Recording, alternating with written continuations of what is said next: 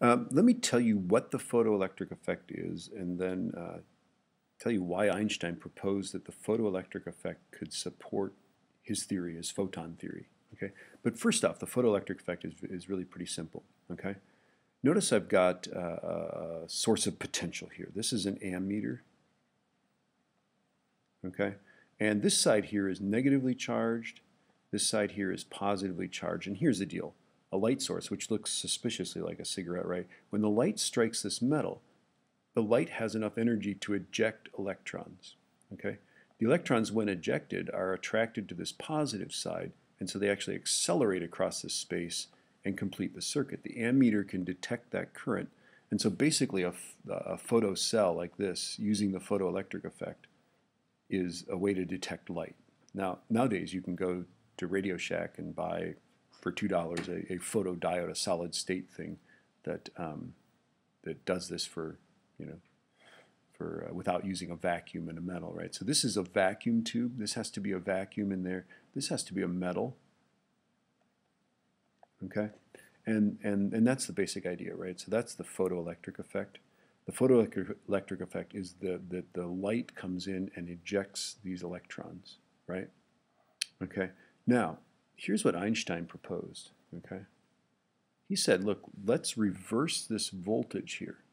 Okay, so instead of the voltage, actually, and let's make that a variable voltage source, just like those little gray boxes you used in your labs, right? We can change the voltage to anything we want, okay?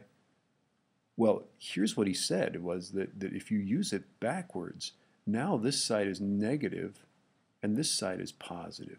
Electrons that are ejected are actually slowing down because they're repelled by this negative side and they're attracted to this side, okay? The electric field is slowing them down. But they can still cross the space if they're going fast enough. They'll just make it just before they stop, and then when they hit this metal, they'll stick on it and the current will still flow. We can detect this, right? So here's what Einstein proposed. Start with a very low voltage, and of course at 0 voltage, electrons will just chug across here, right? This is a very simple way to get energy from light, right? They'll fly across here and you get a current flowing. And if you turn that voltage up, eventually the electrons won't be able to make it across. They won't have enough energy to make it across. So for example, if I turn it up to 1 volt, and 1 volt stops all the electrons from crossing, I read this current on here, and the current goes to 0 when I turn the voltage up, this voltage up to 1 volt, right? That means that the maximum kinetic energy of these electrons, as these photoelectrons, these ejected electrons, is 1 electron volt. Okay? But on the other hand, if I can turn it up to 2 volts, I keep turning it up, right? If I turn it up to 2 volts and they still can make it across, but above 2 volts they can't, that means that the maximum kinetic energy of these photoelectrons is 2 electron volts. I know that's sort of almost rocket science, right? Okay. Or for example, if I can turn it all the way up to 5 volts, this is my stopping potential, okay? If I can turn it up to 5 volts, then the electrons must have an energy of 5 electron volts, okay? So by doing this, you can measure the energy of these electrons as they go across. Now, why did Einstein propose this? Well, here's why, okay? He can measure, he said, with this photocell, you can measure the energy of these ejected electrons. The energy of the ejected electrons is going to depend on the energy of the light. He said that light, the energy of light, depends on frequency. For light, that translates into color, yes? Okay? He said that the blue light, more energetic light, small wavelength light, will eject electrons with more energy than red light.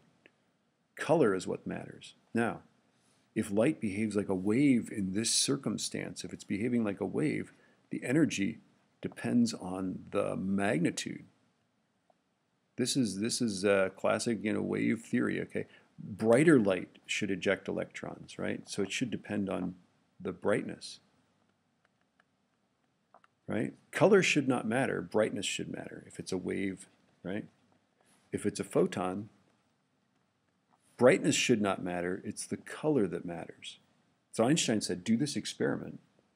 If it depends on the color and not the brightness, in other words, if the energy that the electrons have depends on the color and not the brightness, then I'm right. If it depends on the brightness but not the color, then it's acting like a wave. Ingenious, huh? The only problem was that to do this experiment properly, it's got to be done in a vacuum, and for visible light anyway, you have to use metals that are highly reactive, right? And it wasn't until years after he proposed that Robert A. Millikan, the same guy that did the oil drop experiment, right, that he actually performed the experiment. And that's sort of an interesting story, but I'm going to talk about that later. So.